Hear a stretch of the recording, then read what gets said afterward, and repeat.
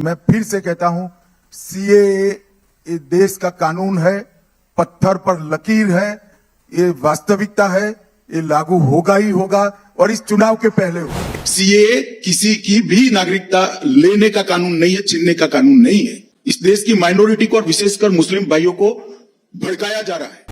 दोस्तों 11 मार्च 2024 को हमारी गवर्नमेंट द्वारा सीएए यानी सिटीजनशिप अमेंडमेंट एक्ट 2019 जिसको आखिरकार लागू कर दिया गया, जिसका सपोर्ट हमारे देश में ऑलमोस्ट हर एक कम्युनिटी ने किया। पर कुछ स्टेट खासकर असम, वेस्ट बंगाल और तमिलनाडु ऐसे भी थे जहां हमें लोग इस बिल के खिलाफ प्रोटेस्ट करते हुए नजर आए। और यहाँ तक कि कुछ लोगों ने तो इस बिल के ऊपर सिर्फ देश के मुस्लिम्स को भड़काने का काम किया। उन्होंने लोगों के बीच इस फेक न्यूज़ को फैलाया कि इस बिल से देश के मुसलमानों की नागरिकता को छीन लिया जाएगा। पर दोस्तों यकीन मानिए, इस बिल की एक्चुअल रियलिटी बहुत ही अलग है। तो आखिर क्या है इस बिल की असली सच्चाई और क्यों लोग इस बिल के खिलाफ देश में प्रोटेस्ट कर रहे हैं, चलिए समझते हैं आज के इस वीडियो में। दोस्तों सिटीजनशिप अमेंडमेंट एक्ट 2019 जो पार्लियामेंट द्वारा 11 दिसंबर 2019 में पास किया गया, पर बिल के खिलाफ प्रोटेस्ट और इससे जुड़ी मिसअंडरस्टैंडिंग की वजह से इसको देश में लागू करने में काफ़ी प्रॉब्लम्स आई। पर आखिरकार इसे अब देश में लागू कर दिया गया है।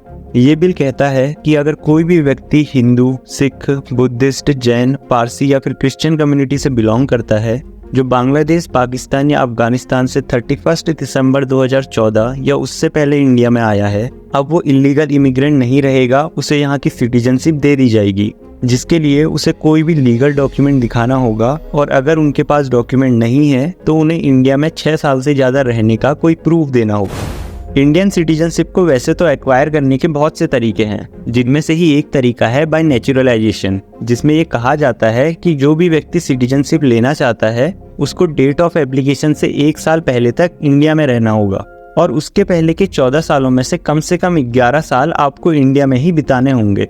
पर इस एक्ट के आने के बाद 11 साल के पीरियड को कम करके सिर्फ 6 साल कर दिया गया है, जिससे जो भी माइनॉरिटीज इस बिल में मेंशन है अब उन्हें सिर्फ 6 साल में ही इंडिया की सिटीजनशिप मिल जाएगी।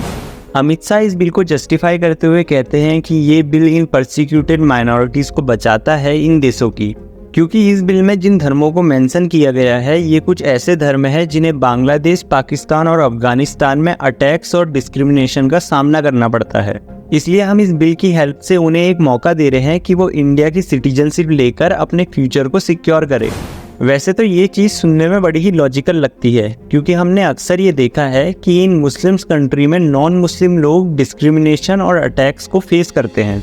बांग्लादेश में रह रही एक हिंदू औरत ये बताती है कि वो घर से बाहर बिना सिंदूर के जाती है ताकि लोग उसका मजाक ना बनाएं। वहीं एक बुद्धिस्ट लड़की मुस्लिम लड़कियों की तरह हिजाब पहन के जाती है ताकि वो अपनी आइडेंटिफिकेशन को छुपा पाए। दोस्तों ऐसे ही बहुत सारे केसेस पाकिस्तान से भी सामने आते हैं जहां अदर माइनॉरिटीज़ को डिस्क्रिमिनेशन फेस करना पड़ता है और मुस्लिम्स द्वारा इनको टारगेट करके इनकी लड़कियों के साथ ज़बरदस्ती शादी करी जाती है। पर ऑपोजिशंस द्वारा इस बिल को ये बोलकर भेदभाव वाला बताया जा रहा है कि इन देशों में तो कुछ मुस्लिम प्रोसिक्यूटेड माइनॉरिटीज़ जैसे सियाज और अहमदीज़ भी हैं जिनको खुद अदर मुस्लिम्स द्वारा डिस्क्रिमिनेशन फेस करना पड़ता है। तो आप इन मुस्लिम लोगों को भी सिटीजनशिप क्यों नहीं दे रहे हो? तो जो लोग सरकार के ऊपर ये आरोप लगा रहे हैं, पहले तो मैं उनसे ये पूछना चाहता हूँ कि जब इन देशों से हिंदुओं और बाकी नॉन मुस्लिम माइनॉरिटीज़ के ऊपर हो रहे अटैक्स और डिस्क्रिमिनेशन की खबर सामने आती थी तो तब क्या आप उन लोगों के लिए स्टैंड लेते थे?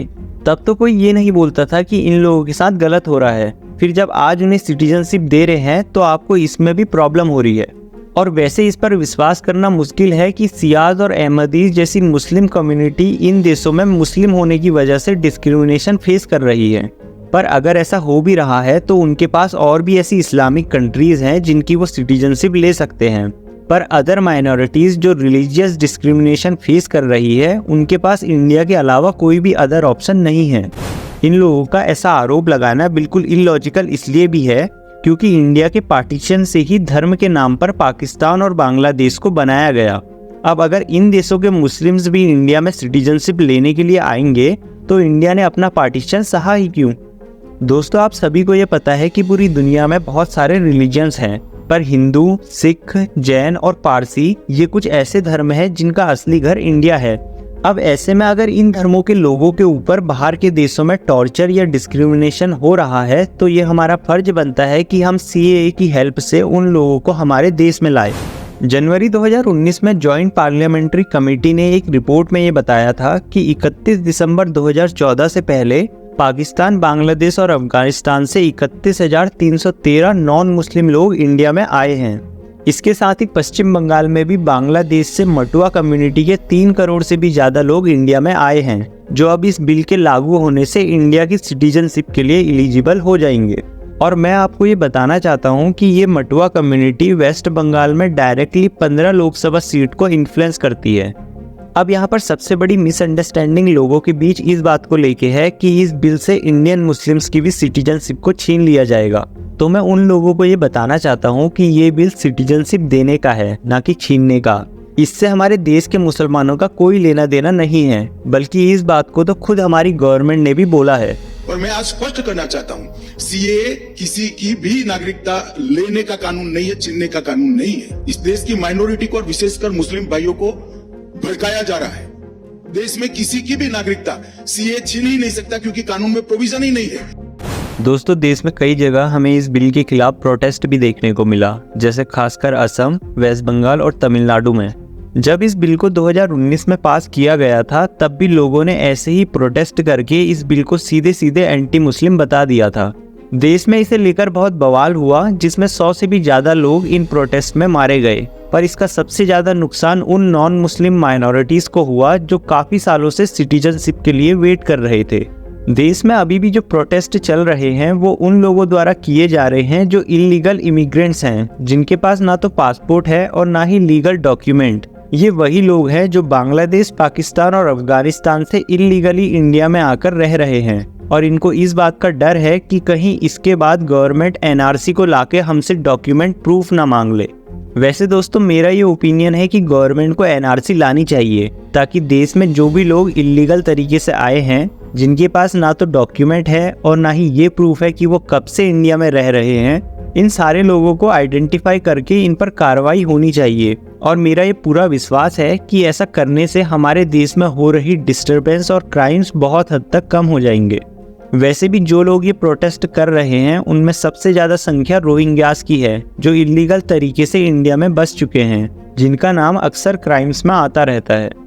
वहीं आम आदमी पार्टी के अरविंद केजरीवाल ने भी इस बिल का अपोज किया। उनका ये बोलना है कि अगर ऐसे डिस्क्रिमिनेशन के नाम पे ही माइनॉरिटीज़ को इंडिया की सिटीजनशिप मिलने लगेगी तो पाकिस्तान, बांग्लादेश और अफगानिस्तान में ऐसे ही लगभग 3 करोड़ लोग हैं। अगर उनमें से 1 करोड़ भी इंडिया में आते हैं तो हम उन्हें कहाँ रखेंगे और कैसे हम उन लोगों को जॉब्स देंगे। तो इसको काउंटर करते हुए अमित शाह जी बोलते हैं कि हम सिर्फ उन लोगों को सिटीजनशिप दे रहे हैं जो 31 दिसंबर 2014 या उससे पहले यहाँ आए हैं और ऑलरेडी इंडिया में रह रहे हैं। वैसे मेरा ये मानना है कि गवर्नमेंट को इसके रूल्स थोड़े और स्ट्रिक्ट करने चाहिए, क्योंकि ऐसे में बहुत ज़्यादा चांसेस इस बात के भी हैं कि अब इंडिया में लोग इन माइनॉरिटीज़ से बिलोंग करने के फेक डॉक्यूमेंट्स बना के भी इंडिया में आ सकते हैं। हमने सीएए से रिलेटेड ऑलमोस्ट सारे पॉइंट्स को इस वीडियो में कवर कर लिया है, पर अगर अभी भी आपके मन में कोई सवाल है तो वो आप हमसे कमेंट सेक्शन में पूछ सकते हो। तो अभी के लिए इस वीडियो को यहीं एंड करते हैं। बाकी वीडियो अच्छी लगी हो तो वीडियो को लाइक और चैनल को सब्सक्राइब जरूर से करना, क्योंकि इसी से हमें और वीडियोस बनाने का मोटिवेशन मिलता है।